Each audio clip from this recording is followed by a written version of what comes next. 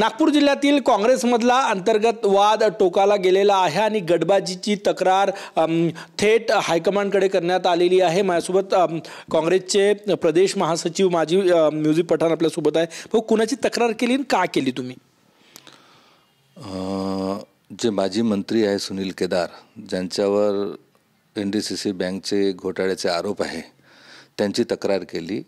आणि ती तक्रार का केली हा विषय जर आपण बघितला तर नागपूर जिल्ह्यात पहिली आम्ही पक्षश्रेष्ठीला आम्ही तक्रार केली होती की यांच्याकडे नागपूर जिल्ह्याचा चुनाव संदर्भात काही अधिकार जिम्मेदारी देऊ नये, परंतु पक्षांनी दिली। आणि आता जे प्रोसेस आहे पक्षाची की नगरपरिषद नगरपालिका यांची जे निवडणूक आहे या संदर्भात काँग्रेसने जी महाराष्ट्र प्रदेश काँग्रेसने जी सांगितलं की आपण पहिले रीतसर तिथे अर्ज सादर करावा, त्यानंतर निवड मंडळी, त्यानंतर AB फॉर्मच्या संदर्भात ते पूर्ण तुम्हाला माहिती देईन।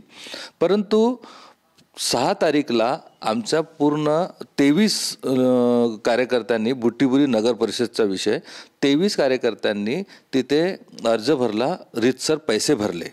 त्याची पावती पण आम्ही प्रदेशला आणि दिल्लीला पाठवलेली आहे।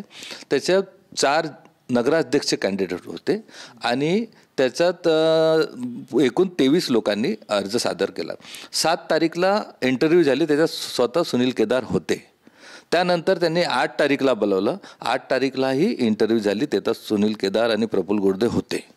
आणि त्यानंतर ती निवड मंडळाची महाराष्ट्र प्रदेशने ते बात केली आणि त्यानंतर त्यांनी पुन्हा 12 तारीखला बोलवलं, बैठक घेतली। त्या 12 तारीखलाही पूर्ण आमचे सदस्य तिथे उपस्थित होते।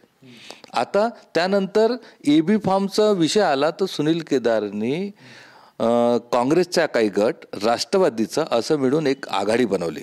त्या आघाडीमध्ये RSSचा एक मुलगा आहे सुमित मेंढे म्हणून, त्याला नगराध्यक्ष कॅन्डिडेट बनवला। आघाडी बनवली काँग्रेस राष्ट्रवादीची। त्यानंतर त्या आघाडीमध्ये त्यांनी पूर्ण लढवायला पाहिजे होते।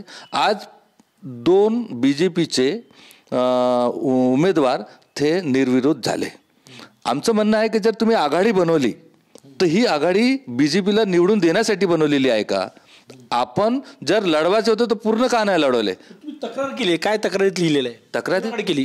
तक्रार आम्ही खरगे साहेब आहे, राहुल गांधी आहे, प्रदेश अध्यक्ष हर्षवर्धन सपकाळ साहेब आहे, मुकुल वासनिक साहेब आहे, वेणुगोपालजी आहे, चेनी थल्लाजी आहे, सगळ्याकडे आम्ही तक्रार केलेली आहे की हे फक्त बुट्टीबुरीचा विषय नाही। आज आपण कामठीला पाहिलं तर तो कामठीचा एक मोठा वर्ग आमच्या काँग्रेसमधून निघून गेला, इतकी वर्षापासून कार्यरत आहे। राजा तिडके महोदयाचा तो इतका वर्षापासून काम करत आहे, महाराष्ट्र प्रदेश काँग्रेस कमिटीचा महासचिव होता, त्यांनी पक्ष सोडून दिला। वाडीमध्ये थोराने कोकाटे जो तालुका अध्यक्ष इतका वर्षापासून काम करतात त्याला तिकीट नाही दिली। बुट्टीबुरीच्या शहर काँग्रेसचा अध्यक्ष त्याला तिकीट नाही दिली ही। आणि कुणाल भगत जो एवढा शिकलेला मुलगा आणि युवा तडफदार त्यांनी 4 वेळा ते अर्जी केली काँग्रेसला, पण त्यांनी तिकीट नाही दिली। ते समजून नाही राहिलं का काँग्रेसचं का करणार आहे। तुम्ही तक्रारीत काय उल्लेख केला आणि काय मागणी केली हायकमांडकडे? तक्रारीत आम्ही हेच मागणी केली की सुनील केदारला जे आम्ही पहिले तक्रार केली होती याच्याकडे निवडणुकीची कोणतीच जिम्मेदारी नव्हे। अखेर त्यांनी BJP आणि RSS सोबत साठगाठ करून पूर्ण काँग्रेसला निपटवण्याचं काम त्यांनी हाती घेतलेलं आहे।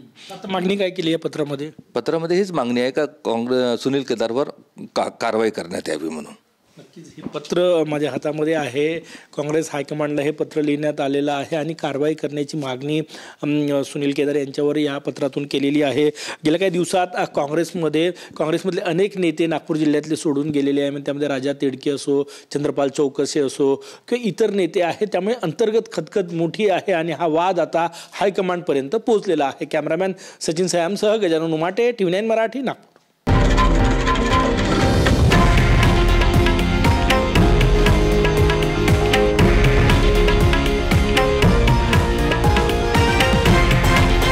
हे आहे देशातील नंबर 1 न्यूज नेटवर्क आणि आपण पाहत आहात TV9 मराठी, एकमेव।